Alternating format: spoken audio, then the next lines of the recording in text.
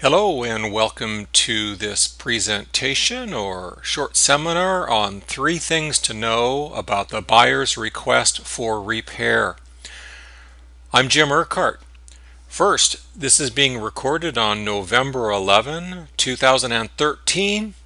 You also need to know that this pertains to the United States, specifically the state of California, and residential real estate transactions in the state of California, like detached homes or condo transactions. For better or worse, that's me. I'm Jim URQUHART again. I am an attorney at law in California. I am a realtor, and I'm also a real estate broker. Here's the 3 things you need to know. 1, the buyer has 17 days to inspect the property after the contract. 2, the buyer's contingency continues until removal of the contingency or cancellation of the contract. 3, the seller has no obligation to even respond to the buyer's requests. I'll cover this in more detail in a second, but those are the 3 key things. Let me set the stage. This is how the issue comes up. So we have a seller that has a house and it's been listed for 5 months. Seller's house been on the market for 5 months. The list price has been dropped by the seller twice already. Now it's down to $520,000 list price. A deal was reached between buyer and seller to sell the property for $500,000. That's a $20,000 price reduction from the last list price. Escrow is now open, and now it's time for the buyer to hire a professional property inspection firm that typically costs the buyer between $250 and $350. They're not real expensive, but considering the thing that you're doing, buying a home, buying real estate, that's pretty reasonable considering the subject matter. So the property inspector goes out, looked at the property in question, and found 57 items which were less than perfect and put it on a list.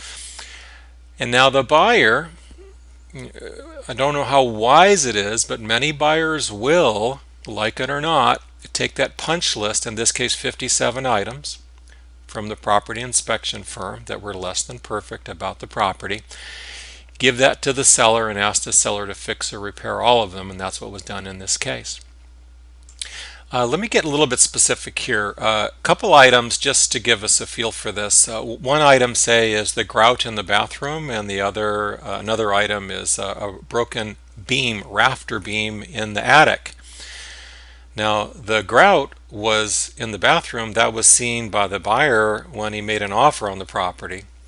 But the beam in the attic, that likely was not. So that probably wasn't seen, wasn't known until it was discovered during the property inspection. So I'll just talk about those 2 items to give us a little bit of a feel, a little bit of a flavor for what's going on between the buyer and seller with respect to the request for repairs. The main document we look at for the seller's rights and the buyer's rights is this document, CAR Form RPA, the California Residential Purchase Agreement and Joint Escrow Instructions. This is the offer document. When the buyer makes an offer, this is the form used. If the offer is accepted, the seller signs it, and then this document becomes the contract between the parties. So it starts out as an offer. The CAR Form RPA starts out as an offer, and then after accepted, it's actually the contract between the parties. Now this next form, the CAR Form RR, Request for Repairs, this is the form used by the buyer to actually ask that the 57 items be repaired, including the grout in the bathroom and including the rafter beam that is broken. Here's the request for repairs, the full form. This is a copyrighted form by the California Association of Realtors, copyrighted, so I can only show you a sample. There's 3 main sections. Section 1 is the buyer request section, section 2 is the seller response section, and section 3 is the buyer reply section. Let's take a look at those in more detail in a second. So here's section 1, the request from the buyer. The buyer request section. Section 1 is where the buyer will attach a list of all 57 items found by the property inspector. In this case, whether that was wise or not to do that, that was another question, but it was done in this case. Here's the buyer's rights. Buyer has the benefit of a property condition contingency. Buyer has 17 days to do the inspection of the property, which they did in this case. They got it done well within the 17 days. Buyer has the right to cancel the contract if he doesn't accept the condition of the property. Buyer can remove that contingency. The contingency does not automatically expire at the end of the 17 days. You do need to know that. That's a 5-star point. The contingency does not automatically expire. It continues until removed by the buyer or until the buyer cancels the contract. Hopefully cancellation doesn't occur, but sometimes it does. The seller can get tired of waiting and give a notice to perform. Here's the seller's rights. Unless otherwise agreed, the property is sold as is, according to the RPA, according to the contract. The seller has no obligation to agree to or respond to the buyer's request. So the property is sold as is according to the contract. The seller doesn't even have to respond to the RR. It's probably unwise to go that far. The seller should respond with something.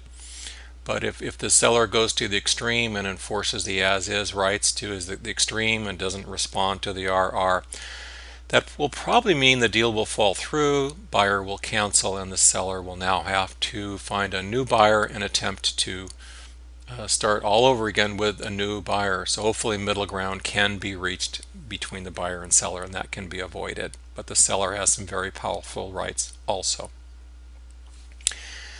Middle ground, credit at close of escrow, that's what I like. So here's the section 2 of the form RR. I like part 3 here. Seller agrees at close of escrow to credit buyer, say, $500. We don't have to get into all 57 items. We don't have to get into the fact that, hey, it's not fair that you want the grout fixed. You saw the grout when you made your offer. I'm not fixing that. You can avoid getting into all of that and just offer $500. That's certainly enough to cover the fixing of the beam in the attic, and if there's a few more items, you can raise the amount, say from $500 to $750, and that's a small fraction of the purchase price. So I have found that in the typical case, the requests for repairs, we're talking about less than $1,000, very often far less than $1,000. Another thing about section 2 is the silver lining in it. There's a removal of contingencies in section 2. If the buyer agrees to accept your $500, the buyer is agreeing to remove in writing the condition contingencies. And that's a very nice aspect actually of the form RR, because it gets rid of the issue. The buyer signs a form CR which you attach, and then you can move on. Here is section 3. This is the buyer's reply, and you can see here that if the buyer accepts the $500 credit, the buyer is going to sign the form CR, contingency removal form, which will remove the property condition contingency, and then you can move on. So that's about it for this topic. I need to let you know, in compliance with the California rules and regulations by the BRE, Board of Real Estate, our affiliated broker is Tarbell Realtors. I'm Jim URQUHART, and this is my son and salesperson associate, James, and our brand is James Team Real Estate. Thanks for watching, and see you again soon.